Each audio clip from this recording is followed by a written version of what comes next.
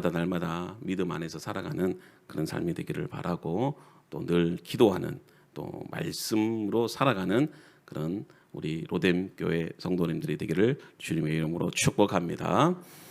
죄가 넘치고 마음이 강팍한 시대를 바라볼 때 우리에게 필요한 것은 진정한 회개입니다. 마음의 회개지요. 그리스도의 복음은 우리를 십자가 앞에 회개의 자리로 이끌어갑니다. 참된 신앙인은 회개하는 삶에서 시작이 됩니다. 회개 없는 신앙생활은 진정한 그리스도인이 될 수가 없죠.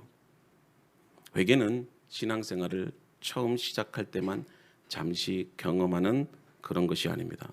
회개는 마음속에서 은혜로 일평생 책임 있게 살아갈 수 있도록 이끄는 원동력이 되는 겁니다. 모든 교회마다 부흥을 갈망합니다. 그렇다면 부흥은 무엇을 의미하는 것일까요? 그동안 한국 교회는 성령과 부흥의 역사를 단순한 성장의 결과로 판단했고, 그리고 성품의 변화가 아닌 은사 위주로만 설명해 왔습니다. 하나님의 말씀을 통해서 회개가 일어나면 반드시 성령 충만케 되고 삶이 변하게 되어 있습니다. 한국 기독교의 역사를 조명해 보면 1903년 8월 원산에서 감리교 선교사 로버트 하디 목사님과 7명의 선교사님들이 함께 모여 성경 공부를 하고 기도하는 가운데 성령의 은혜가 임했습니다. 그리고 그때 자신의 그런 어떤 과오와 죄를 고백하는 회개 운동이 같이 일어났어요. 그리고 1907년에 평양의 대부흥 운동이 일어났는데, 그때는 교회와 또 목회자들의 삶의 기초와 중심이 되는 그 회개가 무엇이 되는지 우리에게 바른 교훈을 하고 있습니다. 그것은 이렇게 함께 모여서 모든 죄를 토해내는 처절한 그런 어떤 통곡의 회개가 있었고, 또 그것뿐만이 아니라 구체적인 삶의 변화로 이어지는 그런 진정한 부흥 운동이 있었다는 것입니다. 교회사에서 나타난 놀라운 성령의 역사는 말씀을 통해서 자신의 죄를 발견하고 그것을 회개할 때 시작이 되었습니다. 오늘날 한국 교회에서 점점 사라지고 있는 것이 회개하는 마음입니다. 우리는 하나님 앞에서 자랑할 것이 전혀 없지요. 우리가 매일 해야 하는 것, 앞으로 주님 오실 때까지 해야 할 것은 심령의 회개입니다. 2007년에 개봉한 영화 밀양 보신 적이 있으십니까? 이 영화는 비틀린 시각으로 한국 교회의 모순적인 실상을 신랄하게 비판하고 폭로하고 있어요. 이 영화의 메시지에 대해서 저는 동의하지는 않지만 이 영화가 폭로하고 있는 기독교의 현재 모습을 부정할 수는 없습니다. 여주인공이 유괴당한 그 아들이 죽게 됩니다. 그 상처로 인해서 그것을 회복하고자 신앙으로 극복하고자 합니다. 그래서 살인범이 당당하게 신앙과 용서를 스스로 주장하죠. 자기가 용서를 해줘야 되는데, 용서해주기 위해서 교도소를 찾아갔는데, 그 교도소에서 그 살인범이 자기 스스로 하나님으로부터 죄 용서를 받았다고, 나는 하나님으로부터 용서를 받았습니다, 이런 말을 하는데, 거기서 여주인공이 내가 용서하지 않았는데 누가 용서를 합니까? 그러면서 분노를 느낍니다. 그리고 자신만의 방식으로 기독교의 모순에 저항을 합니다. 여주인공이 이 기독교 신앙의 회의를 느끼게 된 것은 살인자가 생각하고 있었던 왜곡된 회개, 바로 용서가 그 원인이었습니다. 비기독교적인 시각에서 한국 교회를 향한 진정한 회개를 외치고 있는 것입니다. 그래서 영화를 볼 때마다 참 부끄러울 때가 있습니다. 한국 교회에 만연된 이 회개의 목소리와 형식은 성경에서 말하는 회개와 전혀 다른 것 같아요. 예수님이 말씀하신 회개와 동떨어졌다는 것입니다. 진정한 하나님 사랑과 이웃 사랑이 없이는 기독교는 결코 세상으로부터 외면받을 수밖에 없고 진정한 회개는 아닙니다. 여러분, 회개라는 것은 우리 안에 있는 이 병들고 치명적인 환부를 드러내는 것이에요. 그럴 때 여러분 치료가 가능하지 않습니까? 진정으로 여러분들 회복을 원하십니까? 그리고 정정으로 변화를 원하십니까? 그렇다면 우리는 회개의 자리로 나가야 됩니다. 한국 교회의 부흥과 그리고 회복은 무엇보다도 왜곡된 회개라고 하는 그 뿌리를 제거하고 성경이 말하는 참된 회개를 우리가 심어야 되는 겁니다. 예수님께서 이 땅에 오신 이유가 무엇일까요? 죄로 타락한 우리들을 십자가의 복음으로 구원케 하기 위함입니다. 근데 그 구원의 조건이 무엇입니까? 바로 회개입니다. 그래서 오늘 본문 말씀을 보면 32절에 내가 의인을 부르러 온 것이 아니요 죄인을 불러 회개시키러 왔노라. 여러분, 우리가 구원을 얻게 되는 것은 첫째, 부르심이 있어야 되는 겁니다. 지금 주님께서 죄인을 부르시는 겁니다. 의인을 부르러 온 것이 아니라 부르심입니다. 근데 그 부르심에 누가 응답해야 되죠? 내가 응답하는 것입니다. 그리고 둘째는 내가 죄인임을 깨닫는 것입니다. 그리고 셋째는 뭐죠? 회개할 때예요. 이런 어떤 세 가지의 과정이 하나님의 부르심과 그 부르심에 내가 반응해서 내가 죄인임을 고백하고 진심으로 내가 회개할 때 우리의 구원이 이루어지는 것입니다. 오늘 이 말씀의 배경은 예수님이 현직 세리였던 레위를 부르신 후에 레위는 자기와 함께 일하던 동료들과 함께 사람들을 불러서 너무 기뻐서 잔치를 엽니다. 아마도 이 레위는 유대인이면서도 로마를 위해 백성들을 착취하는 그런 어떤 세리로서 그 일을 했기 때문에 마음의 갈등과 어떤 죄책감을 느끼고 살았던 것 같아요. 그런데 어디선가 예수님에 대한 소문을 들었습니다. 그리고 그 예수님이 전한 그 말씀에 사모하는 마음을 가졌어요. 그래서 기회가 온 것입니다. 그리고 예수님이 자신을 찾아오셨고 나를 따라오느라 말씀하신 것이죠. 그때 이 레위는 회심하게 된 거예요. 그리고 회개하게 된 겁니다. 그래서 기뻐서 자기 집에서 큰 잔치를 벌이는 거죠. 그래서 많은 친구들을 불러서 예수님과 제자들과 함께 식사를 하고 있었습니다. 그런데 그 광경을 누가 보고 있었어요? 바리새인들과 서기관들이 지켜보고 있었습니다. 세인과 죄인들과 함께 먹고 마시는 그 예수님의 제자들을 비난한 거죠. 근데 그 대화를 예수님이 들으셨어요. 그러면서 예수님께서 건강한 자에게는 의사가 필요 없고 병든 자에게만 필요하다 하시면서 나는 의인을 부르러 온 것이 아니라 죄인을 불러 회개시키러 왔노라, 그렇게 오늘 말씀하고 계시는 거죠. 예수님께서 이같이 말씀하신 것은 스스로 의롭다고 생각하는 이 바리새인들을 책망하기 위한 것입니다. 그들은 스스로 의인이라 자부했고 윗선으로 가득 차 있었습니다. 왜 그토록 예수님께서 바리새인들과 서기관들과 같은 그런 자들에게 분노를 느끼셨을까요? 그들은 의식적으로나 무의식적으로 진리를 드러내지 않은 그런 감추는 자들입니다. 또한 이 자신의 영혼의 실제 상태보다 남들이 자기를 어떻게 생각하느냐에 더 많은 관심을 가져요. 그래서 오직 자기를 드러내는 데만 열심이고 남을 비난하는 데는 아주 익숙해요. 이런 자들의 특징이 뭔지 아십니까? 자기가 죄인임을 결코 인정하지 않아요. 죄인임을 인정하지 않기 때문에 결코 회개하지 않습니다. 오히려 회개하는 자들을 비난하고 욕합니다. 그리고 회개할 것이 없는 자신을 자랑하죠. 여러분, 예수님께서 이 땅에 오신 것은 우리를 구원케 하고 회개케 하기 위함입니다. 근데 회개가 없으니 그들에게는 구원의 은혜가 결코 없다는 것이에요. 오히려 그런 자들은 우리의 죄를 위해서 예수님이 십자가에 죽었다는 사실에 분노하고 저항합니다. 자, 여러분, 바리새인들과 서기관들과 같은 종교 지도자들의 기도가 어떤지 우리 한번 볼까요? 누가복음 18장 10절과 14절인데요. 두 사람이 기도하러 성전에 올라가니 하나는 바리새인이요 하나는 세리라. 바리새인은 서서 따로 기도하여 이르되 하나님이여 나는 다른 사람들 곧 토색, 불의, 간음하는 자들과 같지 아니하고 이 세리와도 같지 아니함을 감사하나이다. 나는 일해에 2번씩 금식하고 또 소득의 11조를 드리나이다 하고 세리는 멀리 있어서 감히 눈을 들어 하늘을 쳐다보지도 못하고 다만 가슴을 치며 이르되 하나님이여 불쌍히 여기소서 나는 죄인이로소이다 하였느니라. 내가 너희에게 이르노니 이에 저 바리새인이 아니고 이 사람이 의롭다 하심을 받고 그의 집으로 내려갔느니라. 무릇 자기를 높이는 자는 낮아지고 자기를 낮추는 자는 높아지리라 하시니라. 어쩌면 우리는 이 말씀을 읽으면서 나는 결코 바리새인이 아닐 거야, 그러면서 우리는 이 나쁜 바리새인 놈들, 지옥 갈 놈들이라고 말을 할 겁니다. 왜 우리가 이런 말을 할 수 있을까요? 나는 잘 믿는다고 생각하고 있고 바리새인과 같지 않다고 믿기 때문에 그렇습니다. 여러분, 예수님은 자기를 의롭다고 믿고 다른 사람들을 멸시하는 자들은 바리새인과 같다라고 그렇게 말씀하십니다. 우리는 그들의 고백처럼 토색하지 않았습니다. 불의하지 않았습니다. 간음하지 않았습니다.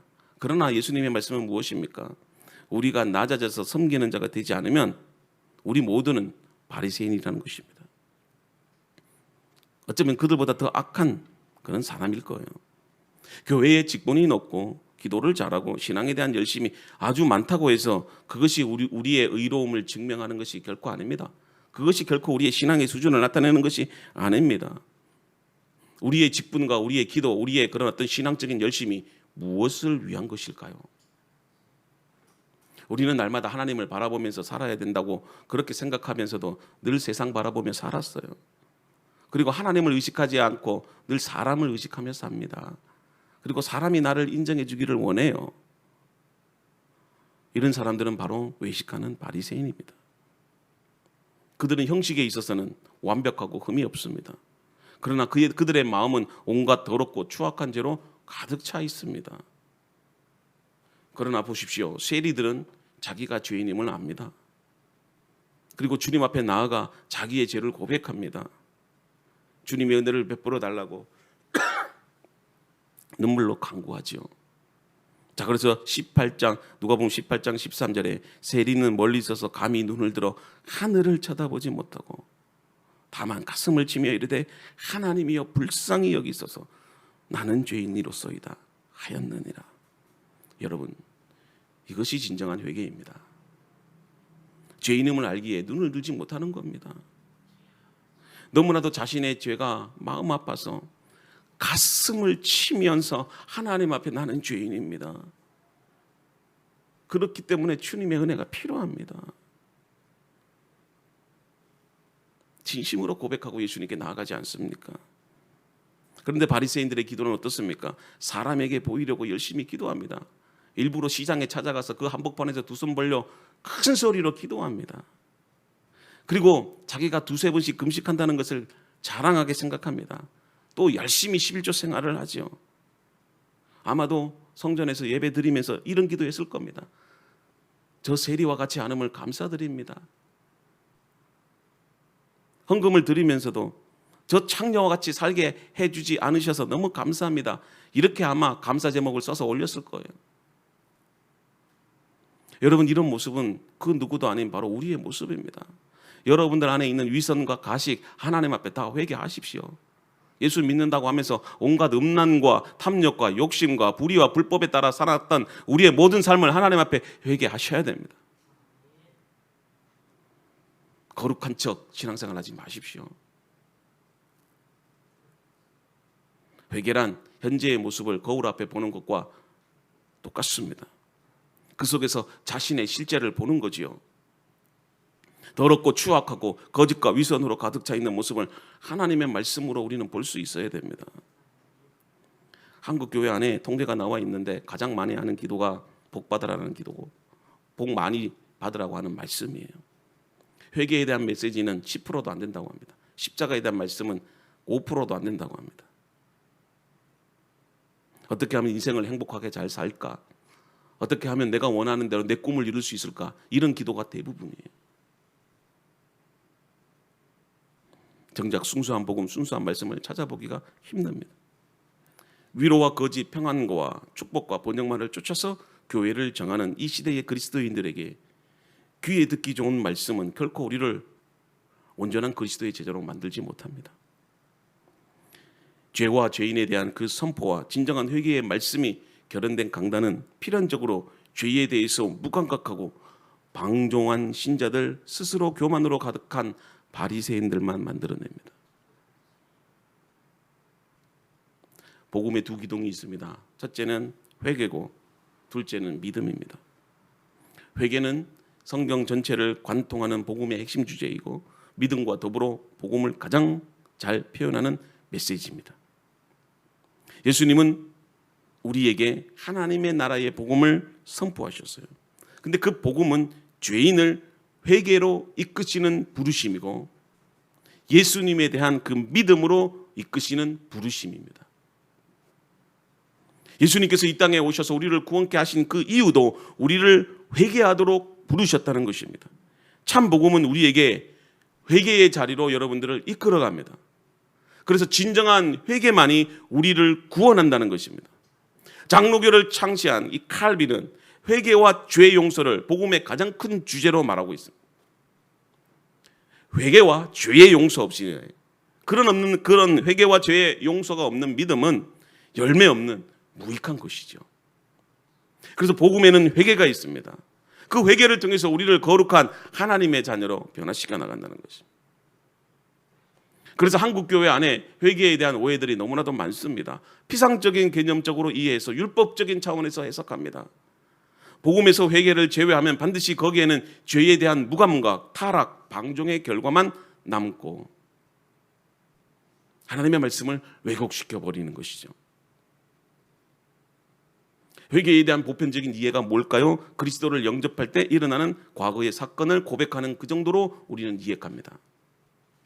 단순히 감정적으로 눈물을 흘리고 기도하고 하나님 내가 죄인입니다. 이것이 우리가 회개의 전부인 것처럼 마치 영접 기도할 때 내가 죄인임을 고백하는 그것으로만 우리는 회개를 여겼던 것이죠. 그러나 여러분 성경이 말하는 참된 회개는 단순한 이 죄인됨의 인정이나 과거에 일어난 단회적인 그 사건만을 의미하는 것이 아닙니다. 참 회개는 죄와 죄악된 이 본성을 버리고 거룩하신 하나님을 닮아가는 것이며 삶과 존재의 전 영역에서 죄와 단절하고 철저히 의와 거룩을 추구하며 사는 것이 회개입니다. 그래서 참된 회개는 은혜의 열매이고 선물입니다. 그래서 회개는 반드시 회개에 합당한 그 열매를 가진다는 것이지요. 그래서 누가복음 3장 7절과 9절에 이렇게 말씀합니다. 요한이 세례받으러 나오는 무리에게 이르되 독사의 자식들아 누가 너희에게 일러 장차 올 진노를 피하라 하느냐. 그러므로 회개에 합당한 열매를 맺고 속으로 아브라함이 우리 조상이라 말하지 말라. 내가 너희에게 이르노니 하나님이 능히 이 돌들로도 아브라함의 자손이 되게 하시리라. 이미 도끼가 나무 뿌리에 놓였으니 좋은 열매를 맺지 아니하는 나무마다 찍혀 불에 던지리라. 우리의 회개를 무엇으로 증명한다고요? 열매로 증명하는 것입니다. 기업을 운영하는 그리스도인의 사장님은 어떻게 그러면 회개의 열매를 맺어야 될까요?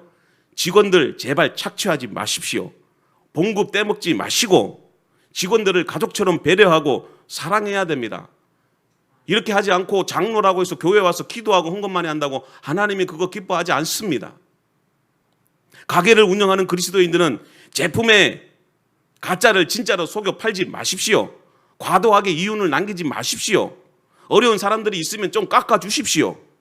그리고 직장 생활을 하는 분들은 부지런하게 사십시오. 하루 벌어서 살아가야 됩니다. 로또 이런 거 하지 마시고요. 그리고 노동자들은 자기 봉급 감사한 줄 알고 저축하며 절약하는 삶을 살아야 됩니다. 도박하지 말고요. 유흥하지 말고 과소비 이런 것 하지 말아야 됩니다. 정치인들은 제발 부탁인데 국민들에게 거짓말하지 마십시오. 그리고 정당, 정파, 이념주의에 빠져서 정의와 공의를 외면치 마십시오. 가정에서는 남편과 아내는 서로 사랑하며 섬기며 남편은 바람피지 말고 가정에 충실하고 그리고 또박또박 그 봉급 아내한테 갖다 주면서 아내 사랑한다고 말도 좀 해 주십시오.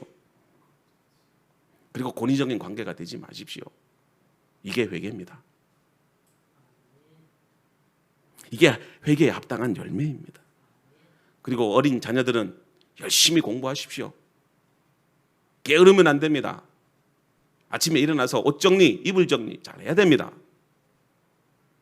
그리고 주어진 시간 잘 활용하고 무엇보다도 최선을 다해서 그렇게 살아가야 되는 겁니다. 이게 여러분들 회개예요. 수련회 때 밤새도록 기도해놓고 그 다음날 아침에는 늦잠 자고 옷 정리도 안 하고 잠만 자고 그거 아무런 회개가 아닙니다.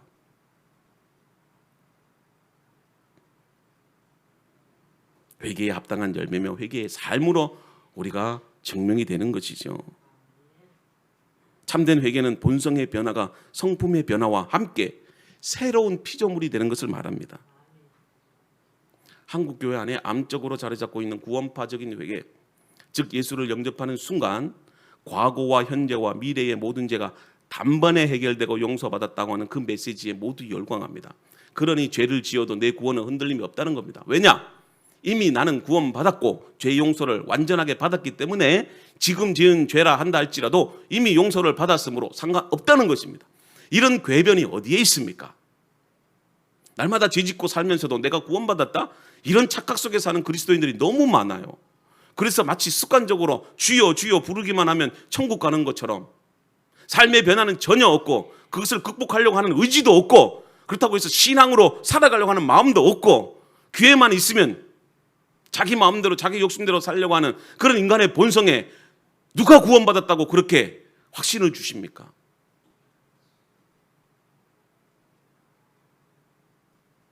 이런 믿음을 가진 기독교인들에게 있어서 매일 범하게 되는 죄에 대한 회개는 사실상 무용하죠. 그래서 구원파는 이미 용서받은 죄를 회개할 이유가 없다고 그렇게 강조하는 겁니다. 회개는 단 한 번으로 끝나는 그 구원파의 어리석은 주장에 현혹되지 마십시오.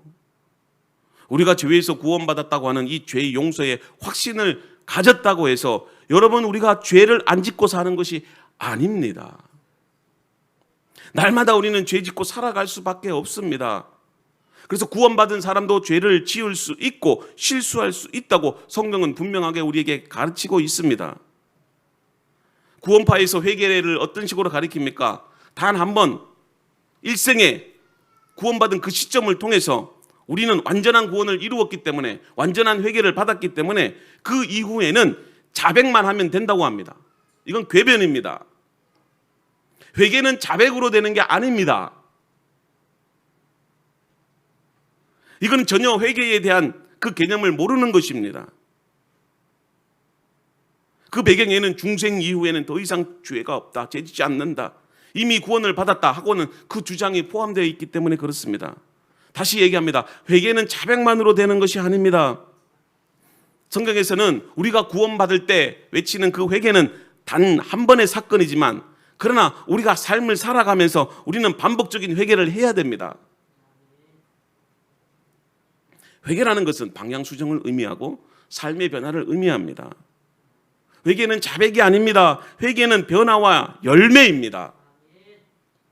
사도 바울도 지난 시간에 말씀을 드렸던 것처럼 육신의 생각과 영의 생각으로 늘 고민하고 자신이 육신의 삶을 살아가는 그 연약함을 고백하고 있지 않습니까? 사도 바울도 죄를 지은 겁니다.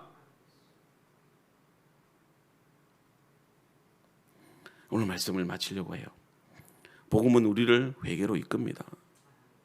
하나님 나라는 회개하는 자에게 주어지는 하나님의 은혜입니다. 참된 회개의 본질은 인간 본성과 성품의 변화입니다. 죄악과 세상을 사랑하고 하나님을 거역하는 인간 본성이 죄악과 세상을 부인하고 하나님을 갈망하고 사랑하고 닮아가는 새로운 본성으로 변화되는 것이 성경에서 말하는 진정한 회개입니다. 그래서 사도행전 26장 20절에 사도 바울이 회개하고 하나님께로 돌아와서 회개에 합당한 열매를 맺으라고 그렇게 말을 합니다. 합당한 일을 하라, 그렇게 우리에게 교훈하고 있는 것입니다. 이것으로 우리 그리스도인들의 삶과 신앙을 요약하고 있습니다. 죄와 단절하고 하나님께로 돌아오는 내면적인 회개. 탕자가 잘한 게 뭔 줄 아십니까? 어쩌면 우리는 맏아들과처럼 자기 의로움에 사로잡혀서 나는 하나님께 범죄한 것도 없고 나는 아버지 옆에서 아버지를 기쁘게 한 의인입니다, 그렇게 항변하지 않습니까? 그러나 하나님이 기뻐하시는 사람은 큰아들이 아니라 둘째 아들이에요. 왜 그렇습니까? 자기 스스로 의인의식에 사로잡힌 그런 교만하고 가식적인 그리스도인들보다 정말 내가 하나님 앞에 죄인입니다, 비록 내가 아버지의 재산과 유산을 가지고 아버지를 떠나서 창교와 함께 그 재산을 말아먹고 내 마음대로 쾌락적인 삶을 살았다 한다 할지라도 나는 아버지께로 돌아갑니다. 하나님께 나아갑니다. 내가 죄인입니다. 그 고백하는 그 둘째 아들을 하나님은 기쁘게 받으시고 잔치까지 열어주시는 겁니다. 참된 회개는 내면적 차원, 즉 하나님과의 수직적 차원에 머물러서만 안 됩니다. 대인과의 관계, 그리고 우리 주변의 그 이웃들을 사랑함으로 나타나야 되는 것입니다.